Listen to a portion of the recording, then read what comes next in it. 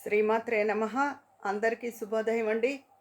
నిన్న ముక్కోటి ఏకాదశి అందరూ పూజలు, ఉపవాసాలు అన్నీ చక్కగా చేసుకున్నారా? నేనైతే మొన్నటి సంఘటనతో నిన్న సరిగ్గా మాట్లాడలేకపోయాను. నిన్నంతా కూడా అలాగే అనిపించింది. తర్వాత మనం ఏం చేయలేం కదా అని అలా మనసుకు సరిపెట్టుకున్నాను. అయితే ఈరోజు అందరూ ఇంక పిల్లలకి సెలవులు ఇచ్చేశారు కదా! లంచ్ బాక్సులు హడావుడిలో ఉండరు. పూజ హడావుడిలోనే తప్ప అని అనుకుంటున్నాను. ఈ చలికి లీజర్‌గా లేచి వాళ్ళు మెల్లిగా లేచి పనులు చేసుకుంటారు. ఎలా అయినా పర్వాలేదండి. మన ఒంట్లో ఓపిక దాన్ని బట్టి చేసుకోవాలి. మనసులో భక్తి ఉంటే అలాగా చేసుకుంటాం భగవత్ పూజ. మానసిక పూజ కూడా చేయొచ్చు ఎప్పుడైనా ఒంట్లో బాగుండకపోతే. పడుకునో, కూర్చునో ఒంట్లో బాగుండని వాళ్ళు పడుకున్నా పర్వాలేదండి. ఎందుకంటే మరి బాగున్నప్పుడు ఏం చేస్తారు? పడుకుని కూడా నామస్మరణ చేసుకోవచ్చు. అంటే ఆరోగ్యంగా ఉండి మంచం మీద కూర్చుని నామస్మరణ కూడదు గానీ, జ్వరంగా ఉన్నప్పుడో, లేవలేనప్పుడో మంచం మీద పడుకుని ఉన్నా సదా పరమాత్ముడి స్మరణ చేసుకుంటూ ఉన్నా చాలా మంచిదే. అదేం తప్పు పట్టవలసిన విషయం కాదు. తర్వాత నన్ను అందరూ బొమ్మలు చూపించమని అడిగారు. మీకోసం చిన్నగా బొమ్మల కొలువు పెడదామని అనుకుంటున్నాను. అంటే వీళ్ళెవరు పిల్లలు ఉండరు కదా! అంత హెల్ప్‌కి అదీను అంత ఆర్భాటంగా కాదు. కొంచెంగా అసలు కొన్ని తీసి మొత్తం అన్నీ తీయలేకపోయినా ఒక సగమైనా తీసి చూపిద్దాం అనుకుంటున్నాను. భోగి రోజు చూపిద్దామని అనుకున్నాను వీడియో తీద్దామని. కానీ భోగి రోజు మా ఆడపడుచు మనవరాలికి భోగిపళ్ళు పోస్తున్నారు. పైగా మా అత్తగారు వాళ్ళ ఇంటికి బంధువులందరూ వచ్చున్నారు. ఆ రోజు మేమంతా కలుసుకోవడం హడావుడంతా ఉందండి. బంధువులందరూ గ్యాదరింగ్. మంగళవారం నాడు అదే సంక్రాంతి రోజున తప్పకుండా మీకు నేను అన్నీ అరేంజ్ చేసి చూపించాలని అనుకుంటున్నాను.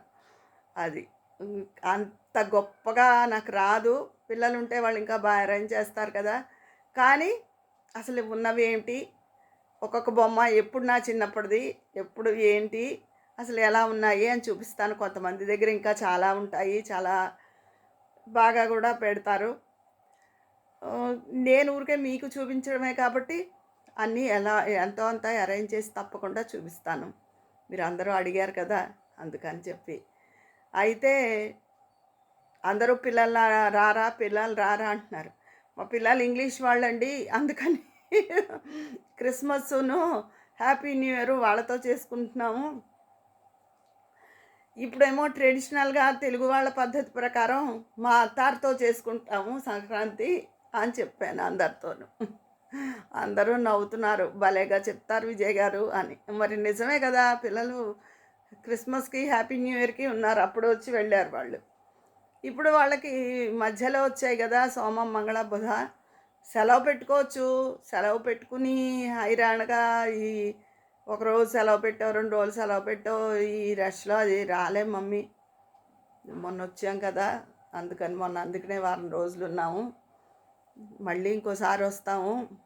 ఈసారి ఎవరింట్లో వాళ్ళే ఉంటామన్నారు. ఓకే, మంచిదమ్మా. ఏం పర్వాలేదు. మిమ్మల్ని చూడడమే కావాలి నాకు. మొన్న చూశాను కదా! అంత బెంగగా ఏం లేదులే. ఉండండి అన్నారు. పండగలకు ఉంటే సంతోషంగానే ఉంటుంది. కానీ మరి వాళ్ళు ఎవరి ఉద్యోగాలకి వాళ్ళకి వెళ్తే మరి ఏం చేస్తాను చెప్పండి. ఆ అదృష్టం మా అత్తగారికి దక్కిందండి ఒక రకంగా. మా అత్తగారి పిల్లలందరూ 6 పిల్లలు ఇంచుమించుగా ఒకళ్ళు అలా తప్ప అందరికీ ఒక ఊళ్ళోనే ఉద్యోగాలు.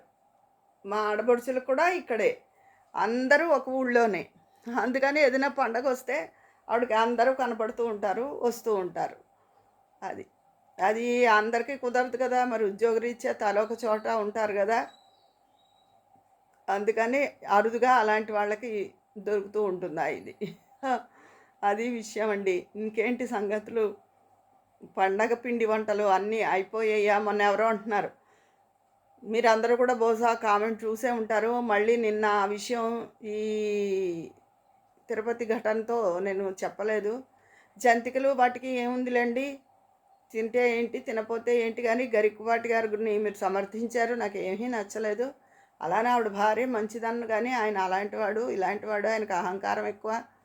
అలా ఏమిటేమిటో చెప్పుకొచ్చారు. ఆయన చెప్పిన కాసేపటికే ఇంకో వీడియో రిలీజ్ అయింది. మీ వివరణ ఇవ్వాలి, మీరు తప్పించుకోకుండా నాకు వివరణ ఇవ్వండి అన్నారు. అయితే నేను చెప్పిన సమాధానం ఏంటంటే, ఆయన్ని ఆయన మాటలు కొన్ని నాకు కూడా నచ్చవండి. అయ్యో! ఆయన అలా మాట్లాడకుండా ఉంటే బాగుండేది అని అనుకున్న సందర్భాలున్నాయి. కానీ చాలా విషయాల్లో నాకు నచ్చుతుంది. అందుకని నేను అభిమానిస్తాను. ఒక అభిమానించిన వ్యక్తి గురించి సడన్‌గా ఎవరో ఏదో చెప్పారని, అది కూడా మనం కళ్ళతో మనం చూడలేదు. ఎప్పుడో జరిగిపోయిన విషయం. చెప్పారని హఠాత్తుగా ఆ వ్యక్తిని ఛీ అని అనేసుకోలేం కదా! ఉన్న అభిమానం పోదు కదండీ! కాపోతే ఆయన జనానికి చెందిన వ్యక్తి కాబట్టి ఆయన గానీ, ఆయన తరపు నుంచి గానీ ఎవరైనా వచ్చి వివరణ ఇస్తే బావుంటుంది అని చెప్పడం జరిగింది. తర్వాత పిండి వంటల గురించి ఏమిటంటే, పిండి వంటలు మనం తినేస్తాం కూర్చుని అని కాదండి. పండగల రోజుల్లో ఎవరైనా మన ఇంటికి వస్తారు అతిథులు, వాళ్ళకేమన్నా పెట్టాలి. మనకు చేసుకునే ఓపిక లేనప్పుడు ఆర్డర్ ఇచ్చి తెప్పించుకోవడం తప్పు లేదు కదా! అయినా తింటే ఇంట్లో వాళ్ళు కూడా తింటే తింటాము. ఎవరిష్టం వాళ్ళది. తినకుండా ఓ అరిసి ముక్కైనా, ఓ జంతిక ముక్కైనా తినకుండా అరిగినా అరగకపోయినా ఎవ్వరే ఉండరు. అందులో తప్పు పట్టుకోవాల్సిందే ఉందండి. ఏమిటో ఆయన అలా చెప్పారు మరి వాళ్ళు. అది విషయం. వాళ్ళకి వివరణ ఇచ్చిన ఒక కాసేపటికే రాత్రి వీడియో వచ్చింది. ఒక ఆయన చెప్పారు గరికపాటి వారి గురించి. అసలు ఆయన అన్నగారి భార్యను లేపుకు రావడం కాదు, అన్నగారు చనిపోతే ఆయన భార్యను చేసుకోమని అప్పటికే ఆవిడకి 2 పిల్లలు, చేసుకో పరాయి చోటుకు వెళ్ళిపోతుంది, మన వారసులు వెళ్ళిపోతారు అని తల్లి బతిమాలితే రాముడుని దశరథుడు కోరినట్టు తల్లి మాట ప్రకారం ఆవిడని చేసుకోవడం జరిగింది. ఇది అసలు విషయం. అసలు ఆయన సొంత బిడ్డలే కాదు వాళ్ళు. అలాంటి పిల్లల్ని వదిలేసి, అలాంటి పిల్లల్ని అన్న పిల్లల్ని తన పిల్లలుగా ఆయన పెంచి పెద్ద చేసి ఉత్తములుగా తీర్చిదిద్దారు. అలాంటి పిల్లలు చిన్నప్పుడు ఆవిడ వదిలేసి వెళ్ళిపోయింది ఎవరో వైలిన్ ఆయనతో. ఈవిడికి మాట్లాడే అర్హత ఉందా అసలు? తర్వాత శారదగారిని చేసుకోవడం, ఆవిడ వీళ్ళని పెంచడం జరిగింది. ఇది అసలు విషయం.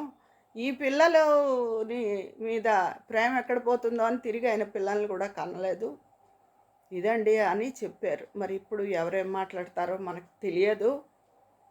అయితే ఒక వ్యక్తి ఒక్కొక్క పై స్థానానికి ఎదుగుతున్న కొద్దీ చాలా నిందలైతే వస్తాయి. నేను ఇంకో ఆయన కూడా చెప్తున్నారు. ఆయనకు ఎంతో ప్రముఖ వ్యక్తి, ఆయనకు ఎంతో కావాల్సిన వ్యక్తిని ఏం చేయాలి అంటే, మీరు ఏమీ వివరణ ఇవ్వద్దు, మీరు కామ్గా ఉండడమే మంచిది, మీరు మాట్లాడవలసిన అవసరం లేదు, మీరు ఏ తప్పు చేయనప్పుడు అని సలహా చెప్పాం మేము అని ఒక ఆయన చెప్తున్నారు నిన్న. మరి ఎవరిష్టం వాళ్ళది. ఎవరి మీదైనా మనకు అభిమానం ఉందనుకోండి, అది ఒక్కొక్కసారి మనకి ఏముందో ఆ వెనకాల మనకి తెలియదు కదా అని అనిపిస్తుంది. అదే ఆ వ్యక్తుల మీద అభిమానం లేదనుకోండి, అవతల వాళ్ళు చెప్పిన విషయాలకి ఇంకో 2 విషయాలు జోడించి చెప్పుకోవడం జరుగుతుంది. ఇది మానవ సహజం. ఇంకా ఈ విషయం గురించి ఇంతకన్నా మాట్లాడదలుచుకోలేదులేండి. ఆయన ఎవరో నన్ను చాలా పెద్ద మెసేజ్ చేశారు మొన్న. మీరు కూడా చూడండి కావాలంటే, నేను ఇచ్చిన వివరణ కూడా చూడండి. అదండి సంగతి. అయినా ఎవరైనా ఒక వ్యక్తి ఎదుగుతున్నారు అంటే సహించలేరు. తర్వాత నేను ఇంకొక విషయం చెప్తానండి. ఇలా చెప్పడానికి నేనేమీ మొహమాట పడట్లేదు, సిగ్గుపడట్లేదు. చాలా కులాల్లో కులపిచ్చి ఉంటుంది అంటారు. అది నిజమో కాదో నాకు తెలీదు. నిజం అయ్యి ఉండొచ్చు. అయ్యో మనవాడేరా, ఏదైనా ఉద్యోగానికి వెళ్తే మనవాడే ఎందులోనో వేసేయండి అంటారు. అలాంటివి నేను విన్నా కూడా.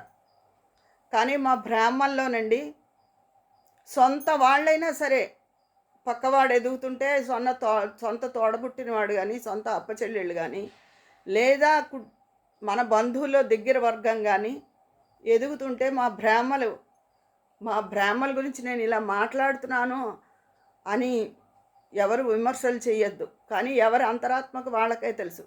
బ్రాహ్మణులు భరించలేరండి. మా బ్రాహ్మణుల్లో యూనిటీ లేదు. సొంత వాళ్ళే ద్రోహం అన్యాయం చేసుకుంటారు. లేదా బంధువుల్లో తెలిసిన వాడైనా వాడు మంచి స్థితిలో ఉన్నా సరే, ఏ ఉద్యోగానికైనా వాడికి ఇప్పించగలిగే కెపాసిటీ ఉన్నా సరే హెల్ప్ చేయడు. కాకపోతే ఈ మధ్య కొంతమందిలో మార్పు వచ్చి మన బ్రాహ్మణులకు ఏదైనా చెయ్యాలి మన వాళ్ళే అందరికీ యూనిటీ ఉంటుంది, మనకే యూనిటీ ఉండడం లేదు అని కొంతమంది మాత్రం కొంచెం ఆ విషయంలో మారినట్టుగా తోస్తోంది కొంతమంది పెద్ద మనుషులు. అయితే అది మాత్రం మా బ్రాహ్మణంలో యూనిటీ లేదండి. నేను ఇలా చెప్పడానికి సిగ్గుపడడం లేదు. ఇది వాస్తవం అది.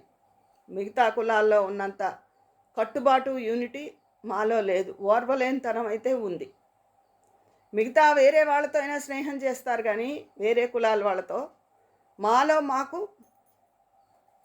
కిట్టదు. అంటే ఇది ఒకళ్ళకే అన్వయింపబడుతుందని కాదు. 100కి 90 మంది మాలో ఇలాగే ఉంటారు. ఇది ఎవరు ఏమనుకున్నా పచ్చి నిజం. అది అసలు వాస్తవం. వాతావరణం కొంచెం ఎక్కువ చలిగాలిగా ఉంటుందండి. పొద్దున్న లేచేటప్పుడైతే 5:30, 6కి గుమ్మం తలుపులు తీసేటప్పటికి మొహానికి కొడుతోంది చలిగాలి బాగా. చలికాలంలో కూడా అంత గమ్మున లేచిపోవడం ఎందుకు అంటే, మా పనివాళ్ళు వాళ్ళని అందరినీ నేను 6కే పెట్టుకున్నాను. అలా వచ్చి వాళ్ళని, ఎందుకంటే ఈ మధ్యన ఒక 10 నిమిషాలు అటు ఇటు అవుతుంది కానీ ఎన్నో సంవత్సరాలుగా నాకు 6, 6:30 లోపు స్నానం చేసేయడం, 7:30కంతా పూజ అయిపోవడం అలా అలవాటండి. అందుకని నేను ఇల్లులు గదులు అవి తుడవకుండా ఈ పనులన్నీ జరగవు కదా. అందుకని గిన్నెలు తోమేసి గదులు తుడిచేసి అవన్నీ చేసుకుని గుమ్మం ముందు ముగ్గేసుకుందుకు అన్నీ అలా 6కే వచ్చి వాళ్ళని పెట్టుకున్నాను. పాపం వాళ్ళు కూడా మఫ్లర్ కట్టేసుకుని అలాగే వస్తున్నారు పాపం. అలా వాళ్ళు కూడా అలా సహకరించడం కూడా మంచితనం వాళ్ళది. ఎందుకంటే అందరూ ఎవరు మిగతా వాళ్ళందరూ 8కి కానీ ఎవరు వచ్చేవాళ్ళు లేరు. కొంతమంది అయితే 10, 11కి వస్తూ ఉంటారు. అదండి విషయం. వాళ్ళు కూడా పాపం అందరినీ వాళ్ళని పనివాళ్ళు అని అనను. మామూలుగా మీకు చెప్పడం కోసం చెప్తున్నాను. ఒక అమ్మాయి పేరు కుమారి, ఒక అమ్మాయి పేరు మంగ. అందుకని వాళ్ళు పాపం ఇద్దరు కూడా, ఒక అమ్మాయి వాచ్మెన్ వైఫే అన్నీ తరిగిపెట్టి చేయడానికి. అది ఆ అమ్మాయి ఈ మధ్య ఒక 2-3 నెలల నుంచి పెట్టుకున్నానండి. బ్లడ్ తక్కువగా ఉండి ఒంట్లో నీరసం బాగా పట్టిన తర్వాత, అంత క్రితం అయితే లేదు. తను వచ్చేస్తుంది, ఎలాగా ఇక్కడే ఉంటుంది కాబట్టి 6:30కి చక్కగా ఇద్దరు కూడా స్నానం చేసి వస్తారండి. చక్కగా వస్తారు. ఇంకో అమ్మాయి ఏమో 6:10కి. మొన్న అయితే ఒకరోజు 6 అయిపోయింది పూర్తిగా. బయట నుంచి ఫోన్ వచ్చింది మాకు. పొద్దున్నే ఎవరా ఫోన్ అనుకున్నా, ఇంకా 5 ఆ దృష్టిలోనే ఉండి, ఆ అమ్మాయి 6 అయిపోయింది మేడం గారు రావలేదు ఇంకాను అని, తలుపు తీయలేదు అని. అది సంగతి. ఏవోవో చాలా మాట్లాడేశాను కదా మీతోను. మీరందరూ కూడా మీరేం చేశారు, నిన్నేం చేశారు? ఉపవాసాలు ఉన్నారా? గుళ్ళకెళ్ళి ఉత్తర ద్వార దర్శనం చేసుకున్నారా? అది అన్ని విశేషాలు చెప్పండి. నేను చెప్పిన విషయాల మీద కూడా మీ విశ్లేషణ కూడా చెప్పండి. కామెంట్ బాక్స్లో తెలియజేయండి. అక్కడ మాట్లాడుకుందామా మరి. ఉంటాను. మీ స్నేహితురాలు విజయ పన్నాల.